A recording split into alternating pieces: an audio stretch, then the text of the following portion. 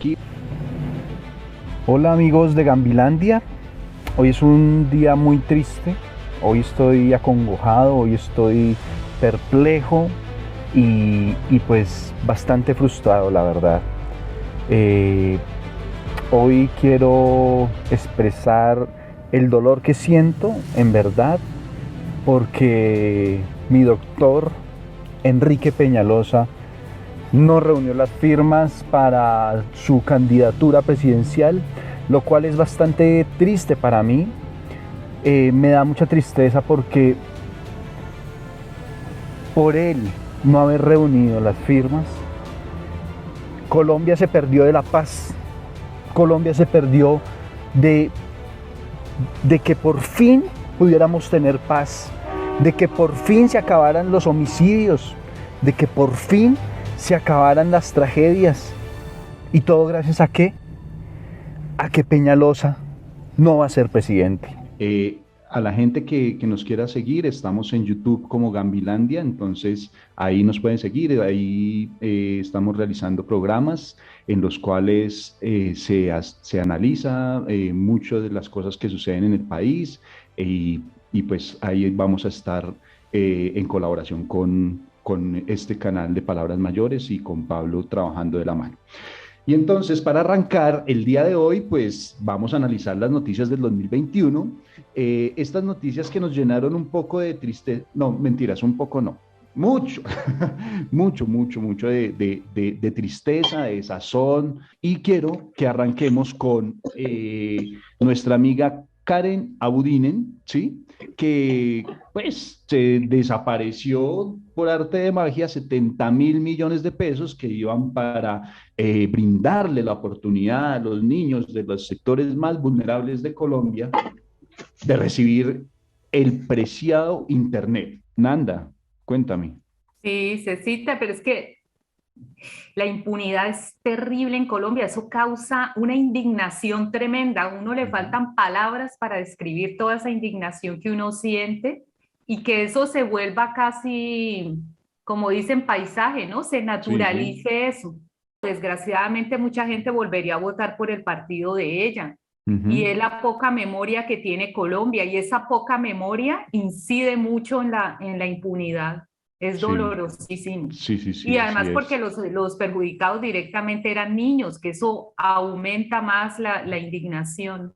Es que el problema es que se meten con el futuro de los niños, ¿no? Con lo que es tan preciado que es la educación. Entonces eso indigna mucho. Luisa. Pero lo que a mí más me preocupa es que quieran a los niños ignorantes, porque ellos le temen mucho a que la juventud cambie eso. Pues entre menos sepan, mejor. Entre menos estudien, mejor. Entre menos se pregunten, mejor. Entonces yo creo que esa parte de naturalizar la corrupción en Colombia tenemos que erradicarla desde cada uno de nosotros, ¿no? El que se pasa en rojo, el que no hace la fila, el que no devuelve un celular, cosas de esas, porque pasa esto, ¿no? Entonces, no se abudinear y les parece chistoso, pero nadie ha dicho, ¿y la plata dónde está? ¿O qué ha pasado con los niños, ¿no? Los niños Ujú. más necesitados.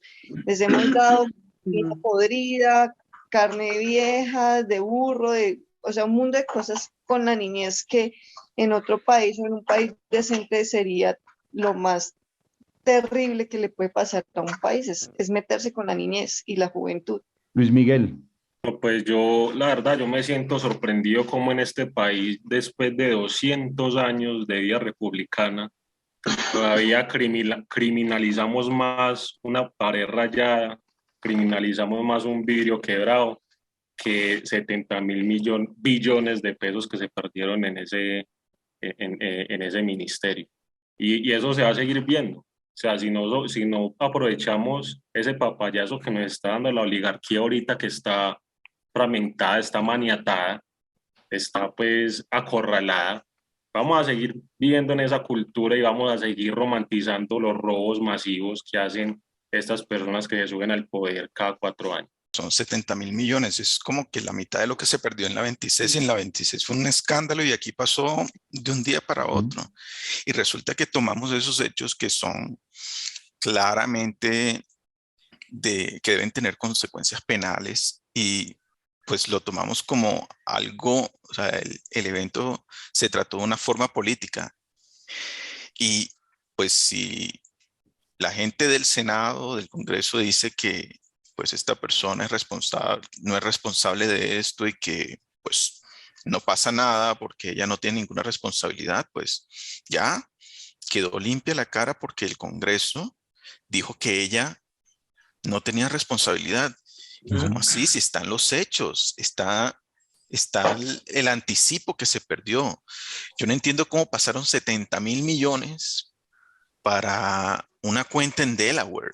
Yo recuerdo haber pasado como unos, no sé, mucho menos que eso, unos 2.000, 3.000 dólares de un banco de Francia a un banco de Estados Unidos y me cobraron hasta, yo creo que te quedé sin un riñón por haber pasado ese dinero.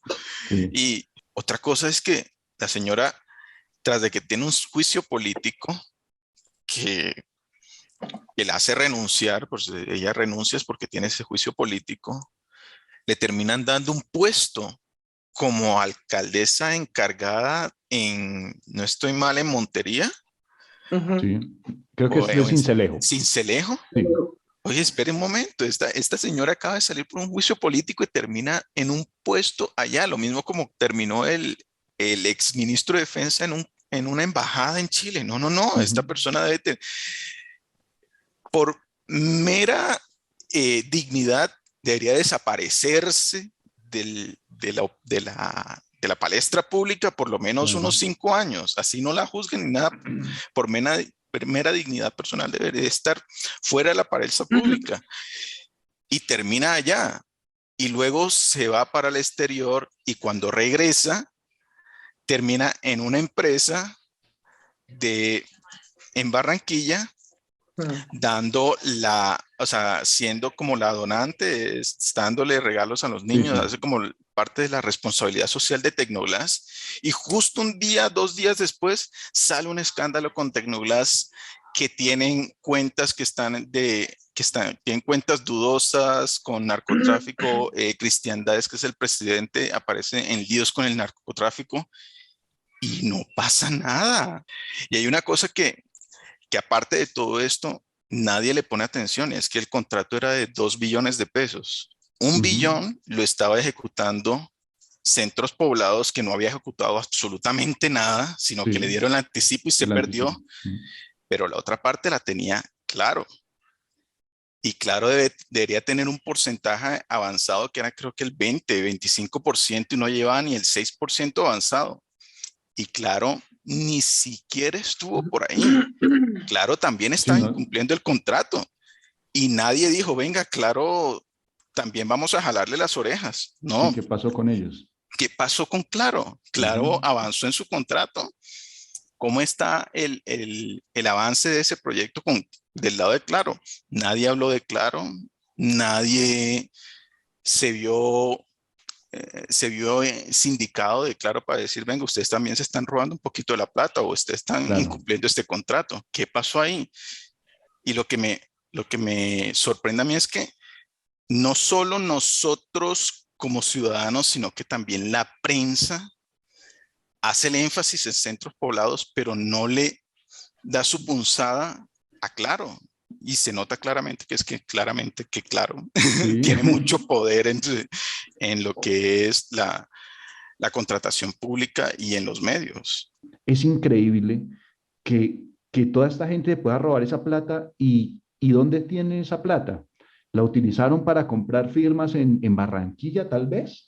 ¿La utilizan, la tienen guardadita para ahorita todo lo que se viene en las presidenciales y por eso no pasa nada?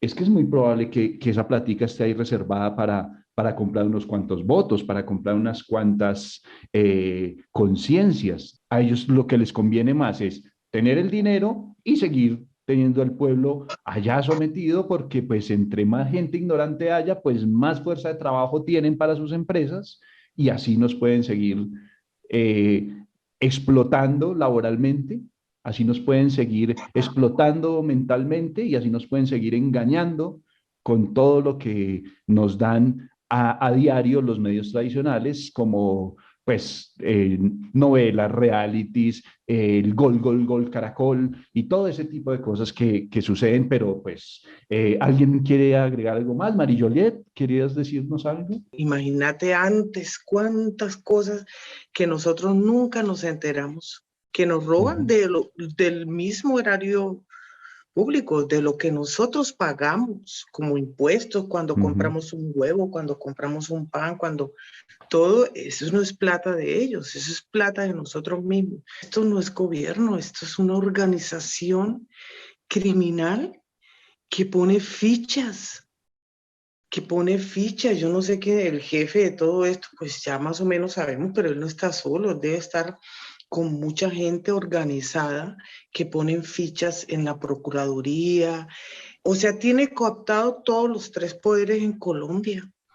Es casi imposible poder detectar toda la magnitud de robo, de corrupción al 100% que hay en Colombia. Es muy difícil. Por eso tenemos que o cambiar, es que no hay otra opción. Por eso es mi opinión, César, es mi opinión. Gladysita, te escuchamos. A mí verla a Karen Abudinem con la frescura con que entregó regalos a los niños. Ay, todo esto de la mano de los Char, porque el padrino político de ella es la casa Char, el clan Char. Claro. Entonces, yo veo mucho a una periodista que me encanta, que se llama Katia Saleno Espino. Ella hace un análisis sobre los clanes de la costa, y esta señora pertenece a esos clanes de la costa. Están acostumbrados a robar.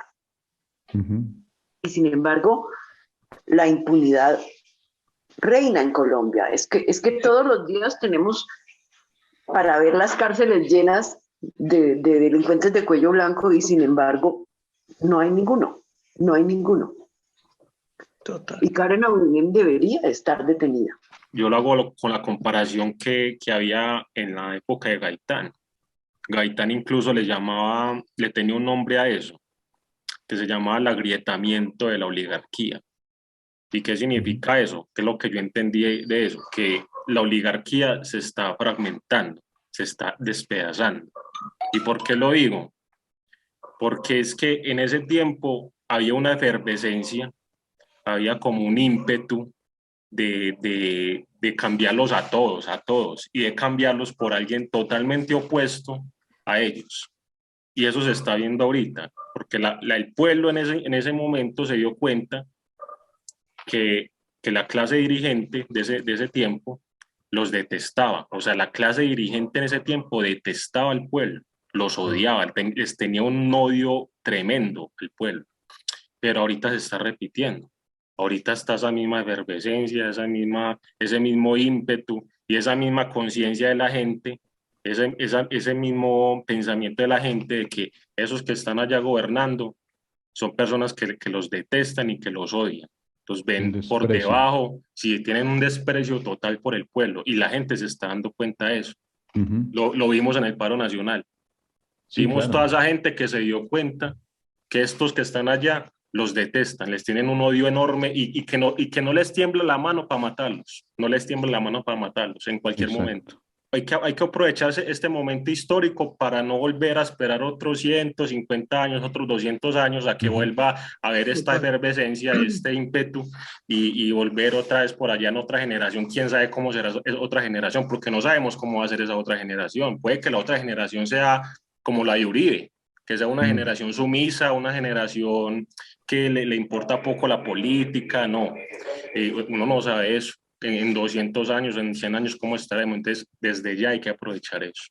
Como estamos tan cerca de las elecciones, como estamos tan cerca de todo lo que es la campaña para las presidenciales, pues ahorita ellos son muy amigos del pueblo, ¿no? Ahora sí no lo desprecian ni les huelen a feo ni nada, no, ahorita es la feria del beso con el niño pobre, la feria de la ida a comer empanada a la plaza, pero pues, o sea, dejémonos de pendejadas. Si nosotros nos vamos a dejar otra vez direccionar por ese tipo de cosas, estamos muy llevados del berraco porque ya sabemos que eso es solamente una postura para poder llegar al poder. ¿Sí? O sea, eso de ir a comer a la plaza, ¿por qué no lo hacen todos los días? En un día de cualquiera. Ay, vea, vimos al señor X, ¿sí? No vamos a dar nombres aquí, ¿sí? No vamos a decir en ningún momento que Alejandro Gaviria, porque sería muy mal, de muy mal gusto, comiendo en una plaza, ¿sí? No, no, ellos comen en los restaurantes más finos de las ciudades, ellos comen, pero no, no, no, vamos a tomarnos una foto. Y se les nota el asco con el que están comiendo porque les da asco el pueblo, les da fastidio, pero pues ellos realmente lo que están es engañando a la gente para que lo sientan muy cercanos, ¿sí? Así que hablando de esta impunidad que nos lleva, pues llevados del berraco, pues qué tal el archivo del proceso de la niñez política. La niñez política es simplemente nos robaron las elecciones en la cara, punto. Y sigue como pasando como si nada. Este tipo va a quedar pensionado 4 años que no hizo nada, sino tirarse el país. Duque con no sé cuántos años tenga, pero no tiene los 40, los 50 años, pensionado con nuestro dinero, ¿no? La forma como nos enteramos que hubo dineros calientes en la campaña de Iván Duque es por una grabación que le hacen a quién fue, a la calle Daza. Y, no, le hacen la grabación al Ñeñe Hernández y coincidencialmente estaba hablando con María Claudia Daza sobre la campaña presidencial, pero a él no lo estaban investigando por la campaña presidencial, a él lo estaban investigando por un crimen que se cometió en Barranquilla sobre que hubo el hijo de un prestamista, que también era un lavador de dinero, había sido asesinado. Toda esta investigación estaba quieta, y la razón por la que estaba quieta era porque las personas que estaban haciendo esas escuchas sabían que había grabaciones que implicaban poderes mayores. Por la astucia y por la capacidad litigante de Miguel Ángel del Río, es que él logra obtener esas grabaciones y a través de no sé cuántas horas de escucha tuvo él que se dio cuenta que estaba pasando eso. Si él no se da cuenta que eso pasa, nunca hubiéramos sabido nada de la ñeñe política. Segundo, si eso es lo que podemos grabar, eso es lo que podemos tener registro, que es un hecho, eso no es de opinión que si lo hizo, que si no lo hizo, eso es un hecho. El tipo estaba hablando con una persona de la UTL de Álvaro Uribe sobre la compra de votos para Vargas Lleras, para Iván Duque. De hecho, dice que hasta también le robaron dinero a Vargas Lleras. Eran como 1.000 millones que iban para Vargas Lleras y como se quemó, los direccionaron para Duque. Entonces, eso es lo que escuchamos fortuitamente porque están investigando un crimen. ¿Qué pasa con los votos que se compraron o que se han podido comprar presuntamente en Antioquia? Porque en Antioquia ganó Iván Duque, pero arrasando en segunda vuelta a Petro. Entonces, ¿qué pasó por allá? ¿Qué pasó con la gente que compra votos en Barranquilla? Por ejemplo, nosotros sabemos que en Barranquilla eso nunca pasa. Sí, no. Ni votos ni firmas compran allá. Ni firmas. Como testigo está con la Aida Merlano en Venezuela diciendo que eso nunca pasa. Pero entonces, ¿qué pasa con lo que pasó en Barranquilla? En las ciudades más pobladas de Colombia, porque claramente las elecciones se ganan con votos y los votos se consiguen es donde están las ciudades más pobladas. En Bogotá tiene que haber por derecha, o sea, cualquiera que tenga 2 dedos de frente sabe que en Bogotá es donde más se compran votos, pero todo el mundo dice, no, es que los votos los compran en la Barranquilla, en La Guajira, en Santander, pero si es donde salen los como 3, 4 millones de votos en Bogotá, Es porque en Bogotá también se compran votos, pero en Bogotá nunca Claro. sale un escándalo de compra de votos. Entonces, eso es lo que me sorprende, que como así que era la gerente, ella estaba hablando con la gerente del partido, con Nubia, la gerente del Partido Centro Democrático, decía, no, que el empresario venezolano nos va a traer no sé cuántos millones. Es completamente ilegal. Claro. ¿Y por qué no investigan esos movimientos de cuentas? Si las cuentas de este empresario o de la empresa de ellos tuvo alguna donación a través de un tercero con, con, con el Partido Centro Democrático. Eso lo pueden hacer.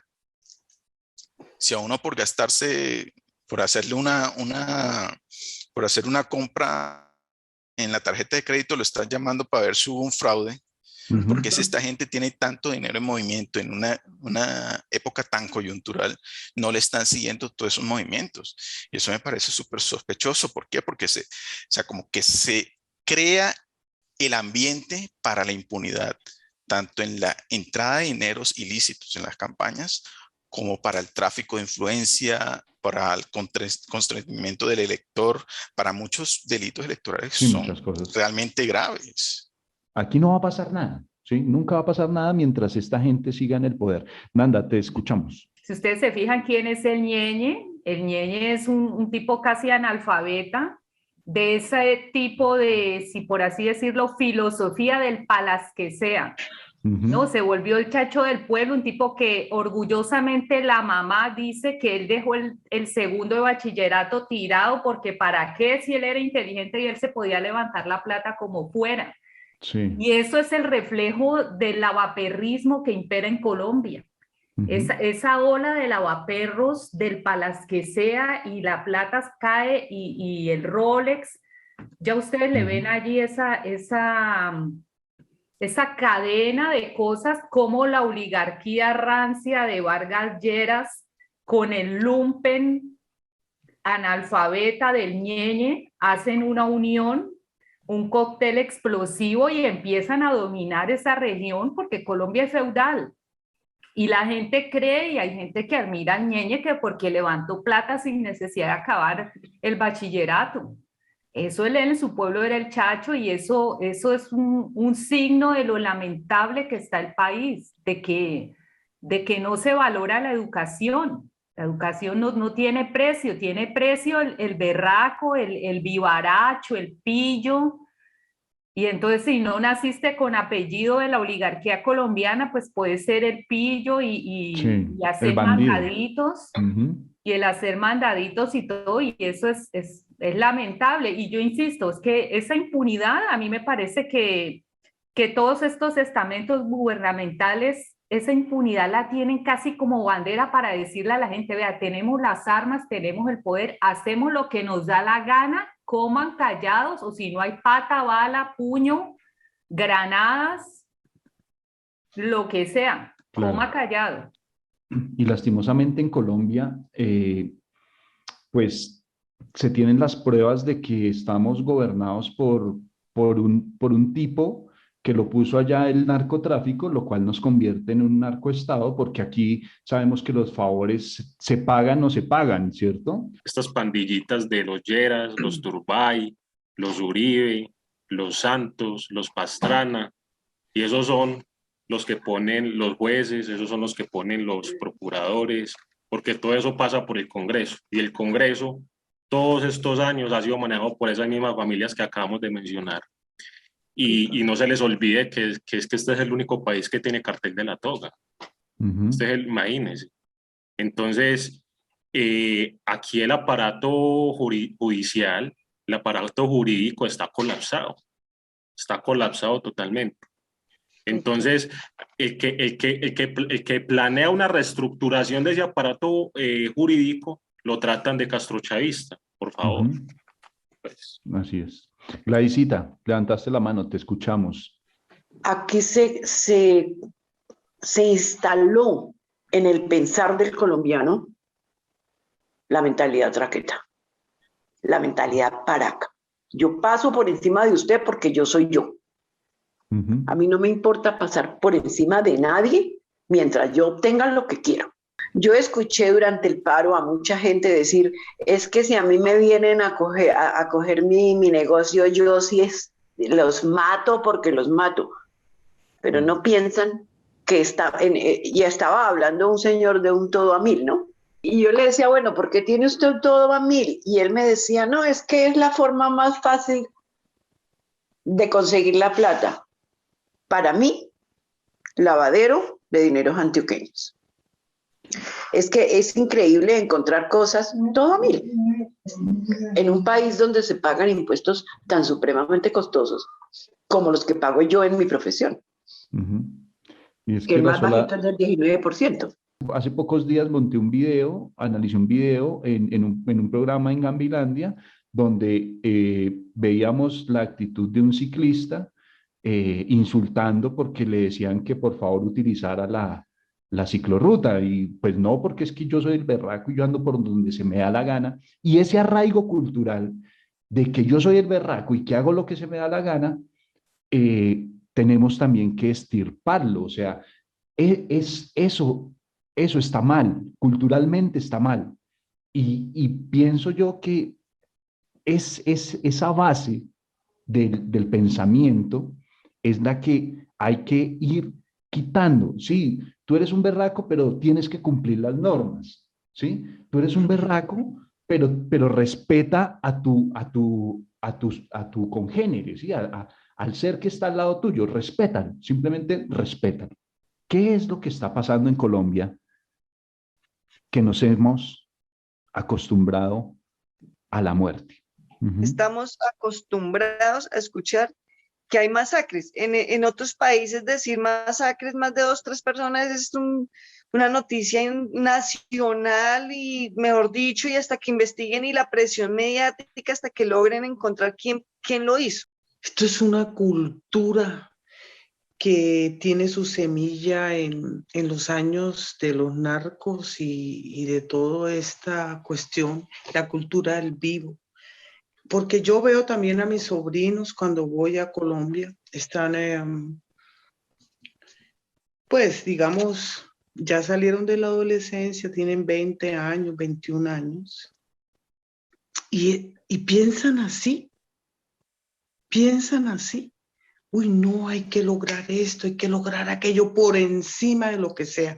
La humanidad, estos son los frutos, las consecuencias de esa cultura traqueta que viene desde hace mucho rato en Colombia, y ahorita vemos los efectos. Yo citaría una frase del premio Nobel José Saramago que decía que no hay peor mafia que el Estado y la Iglesia, y obviamente el Vaticano. Y eso cala perfectamente en lo que es Colombia. El Estado es una mafia y anestesió a la gente a hacerle creer que una masacre más es una cifra más. Sí. Porque en vez de unirnos en el dolor de lo que está pasando, que es gravísimo, nos desunimos en ese dolor y lo digo, bueno, en términos generales, y faltó esa solidaridad y esa empatía, porque como la teoría del enemigo interno caló fuerte, porque ese estado, ese narcoestado paramilitar ha hecho tanto daño, pues ha creado que entre pobres se estén matando, ¿no? La policía con los muchachos de la primera línea, que ambos son de extracción muy humilde, y sin embargo, el uno defendiendo al patrón, al opresor, y los otros muchachos reclamando esos derechos a los cuales de los cuales tendrían que tener todas las garantías. Y esa indiferencia total que el narcoestado propició, pues propició eso, propició incluso que los medios de comunicación sigan hablando de ejecuciones extrajudiciales. O sea, ¿cómo así que ejecutar a alguien puede ser algo legal? O sea, ya hay un problema incluso desde el lenguaje. No, y Nanda, a un pelagato que a duras penas ha dicho 5 años de universidad en un piratécnico, hasta llamar ejecuciones extrajudiciales, como si estuviera permitido ejecutar a alguien. No hay pena de muerte. ¿Cómo que no nos duele ese colombiano negro e indígena, que la mayoría son negros e indígenas los que han sido asesinados, masacrados. Y la semana pasada o antepasada, cuando entrevistan a Petro en la W, hay una periodista que se hace llamar periodista, porque no lo creo que lo sea en verdad, empieza a preguntarle a Petro que cómo a él se le ocurre comparar lo que pasó en Bogotá esa noche siniestra y todo lo que la policía en Bogotá le hizo a los manifestantes con los falsos positivos. Y Petro lo explica con mucha pedagogía y esta muchacha insiste porque además no hace preguntas, sino que entra a atacar. Sí. Y es increíble que esa radio, esa emisora le llega a todo el mundo y cómo juegan, porque después el patrón mayor de la W empieza con su voz de ultratumba y medio linda a hacerle creer a la gente que, ay, está lloviendo en Londres, ¿qué temperatura hay en Londres o qué temperatura hay en Fort Lauderdale? Y yo digo, por favor, deje de estar haciéndole creer a la gente que nos interesa si está lloviendo en Londres. Hombre, está lloviendo plomo en Colombia. Sí. Eso es lo que está lloviendo en Colombia, plomo o una granizada en Chapinero. Exacto. O pura chumbimba en Uciacurí. O sea, lo que debería a nosotros preocuparnos. Pero estos medios, claro, como son el brazo político de alguna manera de todos estos patrones de Colombia, porque son casi los patrones de la finca, los gamonales, los capataces. Disparan a través del micrófono. Eso que tú dices del lenguaje me parece a mí muy importante, porque es que nosotros primero, y lo que dice Nanda, nosotros primero le dijimos a eso falsos positivos. Y luego dijimos, no, eso no es un falso positivo, es una ejecución extrajudicial, y la ejecución extrajudicial sigue siendo un término que no es el adecuado. Y ese mismo lenguaje pasa con lo de las BACRIM. Primero eran mercenarios. No les dicen disidencias de los paramilitares, eran mercenarios. Después fueron bandas criminales y después los despersonificaron y pasaron a ser BACRIM, algo que nadie entiende. O sea, le dicen BACRIM. Eso es parte del lenguaje que entra en nosotros y ya nosotros no decimos, eso no es un mercenario, no es un delincuente, no es un asesino a sueldo, sino que es un BACRIM. Para nosotros BACRIM deja de tener algún vínculo con una persona que es un delincuente, sino que es algo etéreo, es algo abstracto. Es un criminal. ¿Qué hace? No sabemos. No sabemos. Y yo recuerdo mucho, esa fue la primera vez que yo me movilicé y, como lo dije antes, yo tuve que cruzar el charco para despertarme. Éramos 5 pelagatos tratando de explicarle la traducción literaria de falso positivo en francés a un francés. Esa gente no entendía qué significa faux positif, porque eso decían las pancartas. Y los 10 pelagatos estábamos tratando de explicarle a la gente que pues sucedía esto. La gente quedaba sorprendida, como así que la gente o sea, las fuerzas militares cogen a una persona, se la llevan ofreciéndole trabajo y terminan muertas. Y no solo terminan muertas, sino que terminan sindicadas de ser algo que no eran, sin investigación, sin nada. Y eran gente que decía, no, eso no puede ser posible, esto está pasando en Colombia. Yo una semana antes no tenía ni idea de que eso estaba pasando en Colombia, porque yo estaba en una burbuja. Y eso está pasando en Colombia. Dentro de nosotros, eso hace parte del paisaje y eso no puede ser. Son familias que se quedaron sin sus padres, sin sus madres. Son gente que se quedó sin su sustento. Gente que termina desplazada, que ya no tiene dónde vivir. Los gobernantes con el cerebro así chiquitico que tienen piensan que eso se soluciona es llevando fuerzas militares. Y eso no se soluciona así. Se soluciona es con la cobertura de la institucionalidad. Tiene que haber hospitales, escuelas, tiene que haber infraestructura, tiene que haber el internet que le negaron los centros poblados y claro a esas personas para que se enteren qué es lo que está pasando y que puedan decirle a las demás personas qué es lo que está pasando. Entonces, como hubo un proceso de paz y ya todo no se le puede endilgar a la FARC, porque ellos eran los que asesinaban, los que desplazaban, los que hacían tomas guerrilleras, los que tenían el control del narcotráfico en esos sectores. Entonces empezamos a ver, oiga, pero es que aquí en este país hay más problemas, y el problema principal, nos dimos cuenta nosotros que no eran esa guerrilla. El problema principal es que aquí tenemos un gobierno que no está gobernando para las personas que necesitan de esa institucionalidad. Hay falta de Estado en esas regiones. No tienen una carretera, no tienen líneas telefónicas, no tienen internet, no tienen nada de esto, con lo que pueden utilizar toda esa infraestructura para, primero, sobrevivir, y segundo, hacernos saber a nosotros, que somos los que estamos concentrados en las urbes y que elegimos gobernantes, que allá está pasando esto, para que nosotros, que estamos más cerca de los gobernantes del centro del país, digamos, aquí no puede pasar eso de que haya cientos de firmantes del acuerdo de paz que han sido lastimosamente asesinados, cientos y miles de líderes sociales que han sido asesinados. Eso no puede pasar. Mientras cada colombiano no asuma la responsabilidad de cambiar desde su corazón, desde sí mismo, creo que Colombia no va a cambiar. Y desafortunadamente muy pocos colombianos están dispuestos al cambio, al perdón, no al olvido, porque la historia no puede ser olvidada, pero sí debe ser perdonada. Realmente nosotros tenemos en nuestras manos un poder increíble, y es el poder de decidir.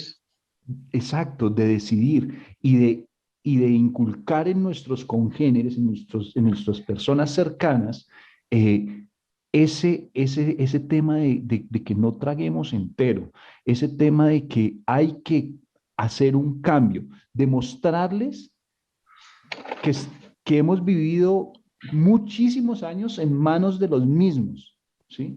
Que ya es hora de un cambio, porque peor de lo que estamos no podemos estar. Quiero agradecer a cada uno de ustedes por montarse en este bus. Quiero que sigamos con esto.